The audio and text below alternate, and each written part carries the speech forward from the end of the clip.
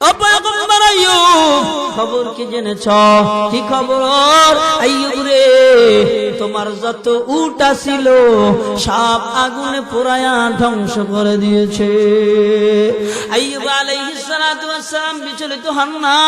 আইয়ুব আলাইহিস সালাতু ওয়াস সালাম ধৈর্য ধারণ করলেন, ধৈর্য হারা হলেন না। উনি এবার জানায়া দিলেন আলহামদুলিল্লাহ। বলেন আলহামদুলিল্লাহ।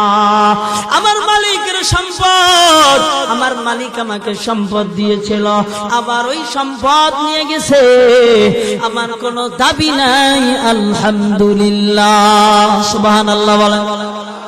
শয়তান তো এবার মেজাজ গরম হয়ে গেছে গা, কি করলাম এত কষ্ট কইরা?